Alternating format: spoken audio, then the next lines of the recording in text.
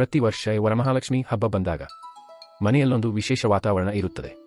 ಪೂಜೆ, ಹೂವು ಅಲಂಕಾರ, ಲಕ್ಷ್ಮೀ ದೇವಿಯ ಆರಾಧನೆ, ಇವೆಲ್ಲದರ ನಡುವೆ ಒಂದು ಸಣ್ಣ ಆಚರಣೆ ಬಹುತೇಕ ಎಲ್ಲರ ಗಮನ ಸೆಳೆಯುತ್ತದೆ. ಪೂಜೆ ಮುಗಿದ ನಂತರ ಕೈಗೆ ಕಟ್ಟಿಕೊಳ್ಳುವ ಆ ಹಳದಿ ದಾರ.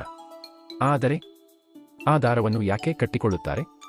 ಅದು ಕೇವಲ ಒಂದು ದಾರವೇ, ಅಥವಾ ಅದರ ಹಿಂದೆ ಯಾವುದಾದರೂ ಅರ್ಥವಿದೆಯೇ? ವರಮಹಾಲಕ್ಷ್ಮಿ ವ್ರತದ ಸಂಪ್ರದಾಯದಲ್ಲಿ ಇದನ್ನು ಸಾಮಾನ್ಯವಾಗಿ ತೋರಂ ಅಥವಾ ಪವಿತ್ರ ದಾರ ಎಂದು ಕರೆಯಲಾಗುತ್ತದೆ. ಕೆಲವು ಪರಂಪರೆಗಳಲ್ಲಿ ಇದನ್ನು ಪೂಜೆಯ ಭಾಗವಾಗಿ ಸಿದ್ಧಪಡಿಸಿ ಲಕ್ಷ್ಮೀದೇವಿಗೆ ಸಮರ್ಪಿಸಿದ ನಂತರ ಮಹಿಳೆಯರು ಕೈಗೆ ಕಟ್ಟಿಕೊಳ್ಳುತ್ತಾರೆ. ಈ ದಾರಕ್ಕೆ ಸಾಮಾನ್ಯವಾಗಿ ಹಳದಿ ಬಣ್ಣವನ್ನು ಬಳಸಲಾಗುತ್ತದೆ. ಹಳದಿ ಬಣ್ಣಕ್ಕೆ ಭಾರತೀಯ ಸಂಪ್ರದಾಯದಲ್ಲಿ ಶುಭ, ಪವಿತ್ರತೆ ಮತ್ತು ಮಂಗಳದ ಸಂಕೇತವೆಂಬ ಅರ್ಥವಿದೆ. ಆದರೆ ಇಲ್ಲಿ ಒಂದು ಮುಖ್ಯ ವಿಷಯ ಇದೆ. ಈ ದಾರವೇ ಸಂಪತ್ತನ್ನು ತರುತ್ತದೆ ಎಂದು ವಿಜ್ಞಾನಾತ್ಮಕವಾಗಿ ಸಾಬೀತಾದ ವಿಷಯವಲ್ಲ. ಇದು ಒಂದು ಧಾರ್ಮಿಕ ಸಂಕೇತ. ಅಂದರೆ ಪೂಜೆಯ ಸಮಯದಲ್ಲಿ ನಾವು ಮಾಡಿಕೊಂಡ ಸಂಕಲ್ಪವನ್ನು ನೆನಪಿನಲ್ಲಿ ಇಟ್ಟುಕೊಳ್ಳುವ ಒಂದು ಗುರುತು. ವರಮಹಾಲಕ್ಷ್ಮಿ ವ್ರತವನ್ನು ಸಾಮಾನ್ಯವಾಗಿ ಕುಟುಂಬದ ಕ್ಷೇಮ, ಆರೋಗ್ಯ, ಸಮೃದ್ಧಿ ಮತ್ತು ಮಂಗಳಕ್ಕಾಗಿ ಆಚರಿಸಲಾಗುತ್ತದೆ. ಹಾಗಾಗಿ ಕೈಗೆ ಕಟ್ಟುವ ದಾರವು ಆ ಪ್ರಾರ್ಥನೆಯ ಒಂದು ಭಾಗವಾಗುತ್ತದೆ. ಇದನ್ನು ಸ್ವಲ್ಪ ಸರಳವಾಗಿ ಅರ್ಥ ಮಾಡಿಕೊಳ್ಳಬಹುದು. ನಾವು ಯಾರಿಗಾದರೂ ಒಂದು ಮಾತು ಕೊಟ್ಟಾಗ ಅದನ್ನು ನೆನಪಿಟ್ಟುಕೊಳ್ಳಲು ಒಂದು ಗುರುತು ಇಟ್ಟುಕೊಳ್ಳುತ್ತೇವೆ. ಹಾಗೆಯೇ ಪೂಜೆಯ ನಂತರ ಕೈಯಲ್ಲಿರುವ ಆ ದಾರ ನಾವು ಮಾಡಿದ ಪ್ರಾರ್ಥನೆ ಮತ್ತು ಸಂಕಲ್ಪವನ್ನು ನೆನಪಿಸುವ ಒಂದು ಸಣ್ಣ ಸಂಕೇತ. ಕೆಲವು ಸಂಪ್ರದಾಯಗಳಲ್ಲಿ ದಾರಕ್ಕೆ 9 ಗಂಟುಗಳನ್ನು ಹಾಕುವ ಪದ್ಧತಿಯೂ ಇದೆ.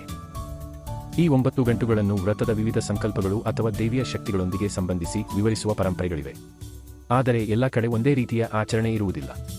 ಪ್ರದೇಶದಿಂದ ಪ್ರದೇಶಕ್ಕೆ ದಾರದ ಬಣ್ಣ, ಗಂಟುಗಳ ಸಂಖ್ಯೆ ಮತ್ತು ಕಟ್ಟುವ ವಿಧಾನ ಬದಲಾಗಬಹುದು. ಇದೇ ಭಾರತದ ಹಬ್ಬಗಳ ವಿಶೇಷತೆ.